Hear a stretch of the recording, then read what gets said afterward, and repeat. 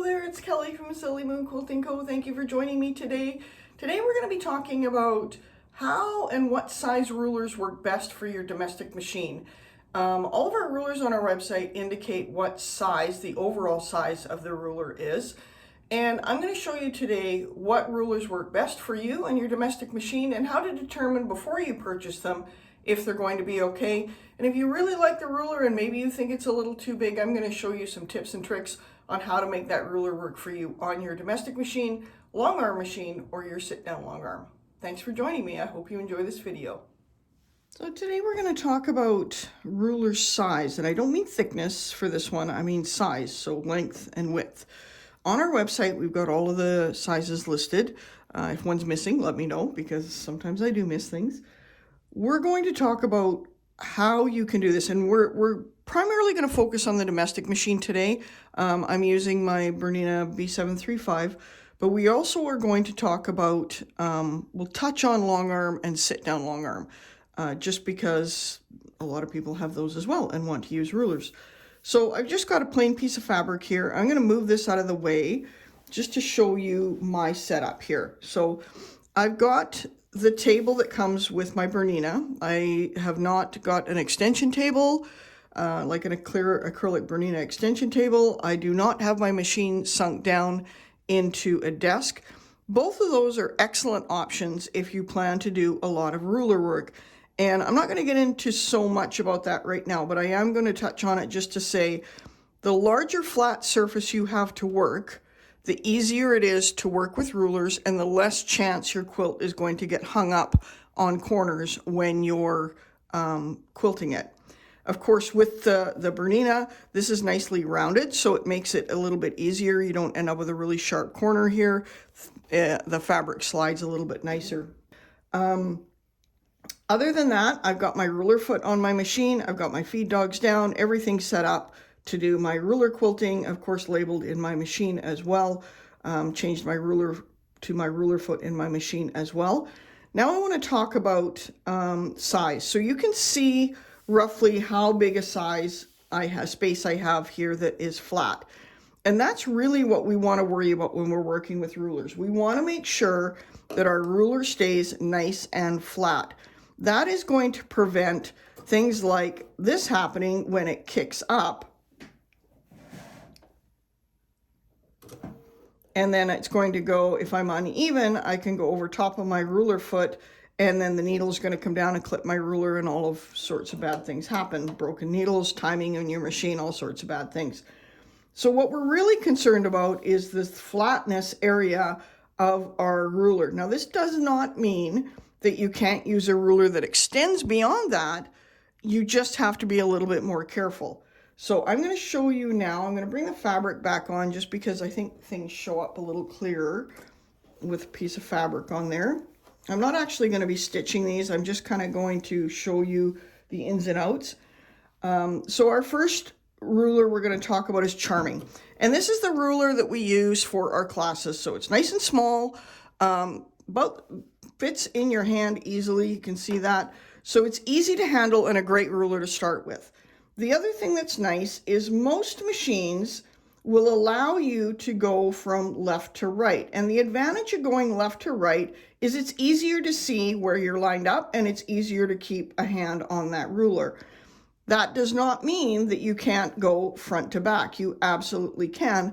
And our brains, if we're sewists, is actually trained to go from the top to the bottom, front to the back, because that's how we sew every day. So what we want to do is we want to make sure that everywhere this ruler goes, it stays nice and flat. So whether I'm stitching this way or back this way, or whether I'm stitching this way, I want to make sure my ruler stays nice and flat. And a lot of that can be achieved just by where I put my fingers. I want to keep my fingers where the area on my table is flat. So that's Charming. Nice small ruler, great first ruler if you've never used rulers before. And then I'm going to talk about a couple other ones and how to handle a bigger size ruler on your machine. A lot of my videos you'll see that I'm going left to right, and that is usually to make it easier for you to see, because once it kind of disappears behind the machine, it makes it difficult to see. But that doesn't mean that you can't do it forward to back or even at an angle, because of course when we're ruler quilting, we drop our feed dogs so that we have full range of motion. We don't have those feed dogs pulling our quilt through in one direction. So one of the bigger rulers we have is Skyline. And you can see here, it's a fairly decent size ruler. I'm fortunate in this machine that I still have the throat space to be able to put my ruler foot in here and follow that path all the way along. And that's an advantage to this machine. But if you don't have a machine with that throat space, that doesn't mean you can't use a bigger ruler like this. What it means is that you're going to find a position that is the most comfortable for you to use that ruler. And you may find that using that ruler, you would rather go front to back. So I've got my fabric like here, and you can see that this ruler extends beyond the flat of my table, and that's okay. I just really want to make sure then that my hands are holding the ruler up here. I don't want my hands down at this end holding the ruler. I want to hold my hands here so that I can move that ruler nice and flat, and I can just go like this.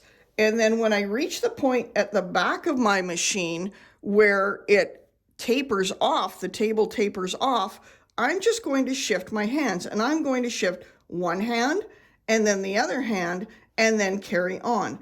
And we want to make sure we have our needle in the down position when we stop, and that will prevent this kind of movement.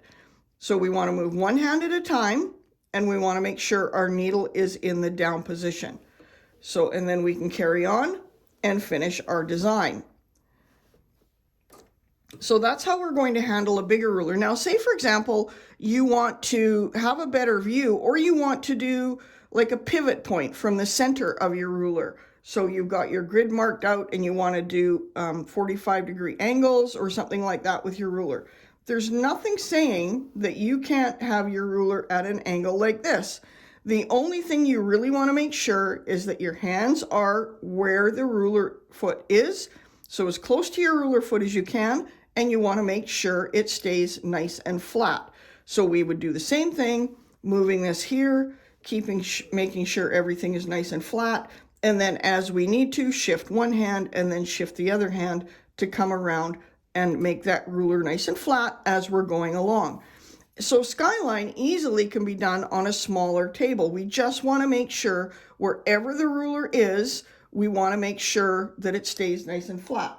So the other really important thing when we're working with our rulers like this, on our domestic machine especially, or your sit-down long arm, we want to make sure that we've got our sticky tape on our rulers. So all of our rulers come with a sticky tape in the package. And that sticky tape, if you notice here, if I go to the wrong side of that ruler, I'm going to hold my fabric, I can slide that ruler quite nicely without having to move any of the fabric. The fabric doesn't move at all. If I flip that once I've got the sticky tape on there, you can see that it helps me move that as one unit. And by moving it as one unit, it makes it a whole lot easier to keep everything nice and square and in alignment. So say for example with our zippy ruler, if I have my needle in my down position and I've got my ruler marked here, I can now with my sticky tape, and I would also make sure that I've got a set of gloves of some sort, something with rubber on the bottom to hold it. I tend to, if you've watched a lot of my videos, you'll notice that I tend to cut these two fingers off, and that's to make it easier for me to be able to pull up the thread. Not necessary. Some videos I do, some videos I don't. And then I'm just going to follow this around.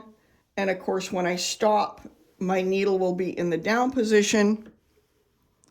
My needle in the down position. Then I can, once I do that, my fabric and everything is nice and square, and then I can pivot my ruler and go back around the other side.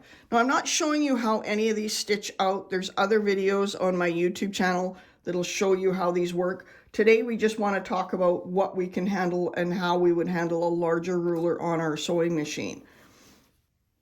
Then when you look at rulers like drop or our wedgie, where we're starting in the center of our quilt, same sort of thing applies. So I'm going to come in here and drop my ruler foot, and I'm going to give it a little bit of a tug so that my ruler foot ends up nesting in that center point. And that's where my center of my flower is going to be. And again, there's lots of videos on drop, so I'm not going to get too into that. But what we want to be cautious of is if I come around like this and I do my first drop, when I rotate this, I want to make sure that, of course, that engraved one ends up on top of the line I just stitched.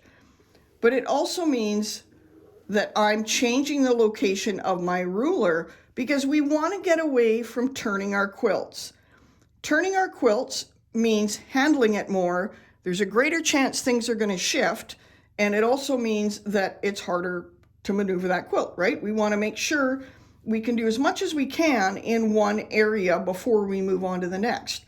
So we can do an entire flower using drop in this one area.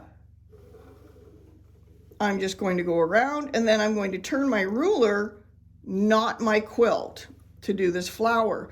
But what we want to make sure of is that we're holding that ruler flat on the portion of our table that is flat. Okay, so I hope that makes sense. So we also have some other rulers that have different sizes. So we've got our newest OG and Oh Golly, and you can see that these are quite a bit different in size. They create the same pattern, but you might be more comfortable with the smaller one on your domestic machine. You can use both, as we've shown before. I can go front to back. On this machine, I can actually go all the way side to side. If you've got a nice big throat space, I can go at an angle. But if I want to do the same sort of design, maybe a ruler, if I'm fairly new to ruler work, a ruler like Oh Golly, which is a little bit smaller, will help me create those designs. And again, I'm not going to stitch this all out. There are other videos which I'll put down below that show some of the designs these rulers can do. I just really want to talk about that yes, you can manage your space on your domestic machine, whatever that space may be. The same thing applies when you're working with rulers like Cheesy, where we've got our circles, we've got a whole bunch of different size circles. So you want to just make sure that as you're coming around, that ruler stays nice and flat. So now we're going to talk about just really quickly about if you have a long arm on a frame. Your decision making for your ruler size is going to be very similar. The only difference is you don't have a bed like I have here. You have a ruler plate, and you have to have a ruler plate if you're going to be doing this on your long arm. So you want to make sure that that ruler plate will make you be able to keep that ruler nice and flat as you go along in your design. If you have a sit-down long arm, then the sky's the limit because you've got a huge, nice, big, flat space to be able to do that. And there's lots of videos on my channel that will show you how to do that. So I hope that this answers some of your questions as to the size of ruler that's going to work for your machine. If you have any questions, please put them in the comments below. I'd love to help you out. Just before we finish up this video, I want to show you a couple designs that I just recently did. And I want to talk about how you would do them on your domestic machine. So this one I used Zippy and I used Twinkle. So there's Zippy and I used Twinkle B for this one. And I started here with Zippy and I did one all the way around, followed it around, and then I stopped. And because I only had the space on my fabric to do one, I lifted this up and I pulled it out. So brought the foot back through here to lift it out.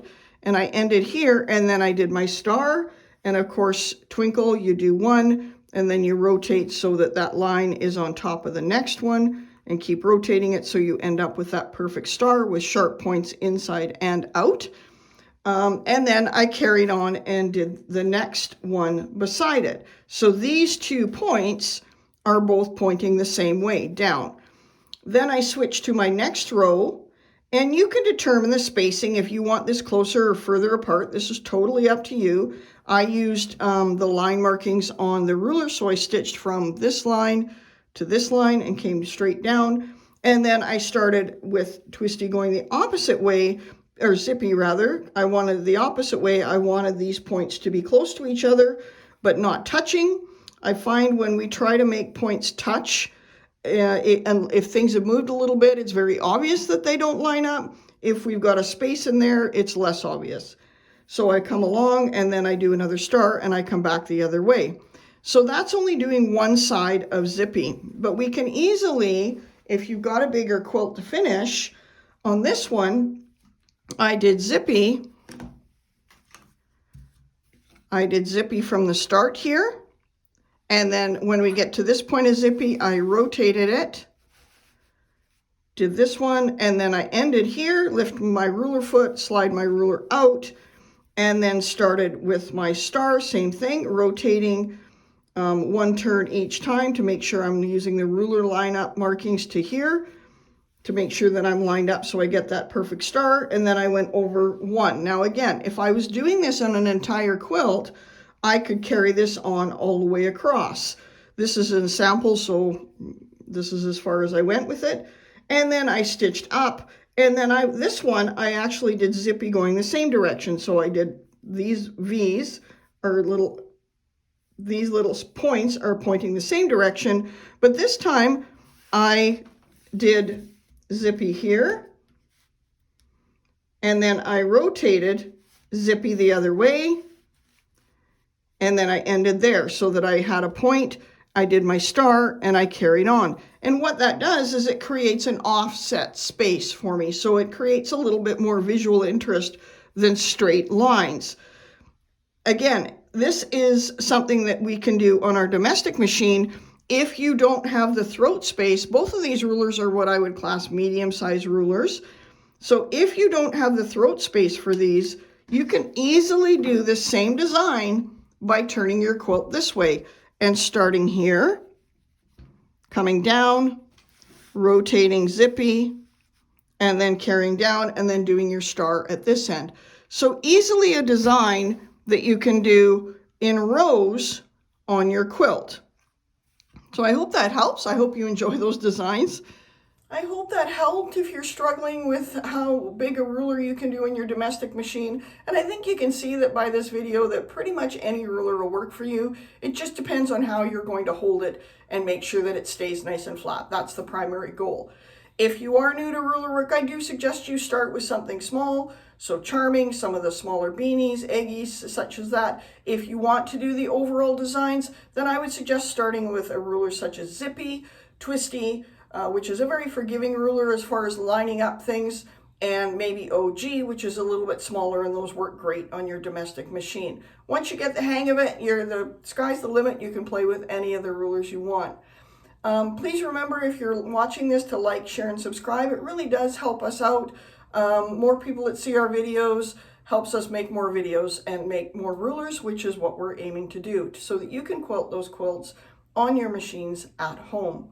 We're going to try something a little bit different this time. We'll see how it goes for the next few videos. So we're going to do what's called Word of the Week. So I am going to give you a secret word at the end. And if you use that word in a comment down below, within 2 weeks of the launch of this video, I will be selecting a winner for a $20 gift certificate from our website. And that can be used for anything. It can be used for classes, it can be used for product, whatever you find on our website. So I hope that that works. I'm just trying to have a little bit of fun and create some more engagement. So we're going to see how this works. I'm not sure how long it will play out, but we're going to try it for now anyway. And that's a bonus for all of you who've watched to the end. So today's word of the week is going to be domestic. So you can use that in a sentence however you want. It can be domestic machine, it can be domestic chores, it can be domestic, whatever you want it to be. I want to see the most creative ideas of how you can use the word domestic down below, and I will pick a winner 2 weeks from today. Thanks again so much. Have an amazing day.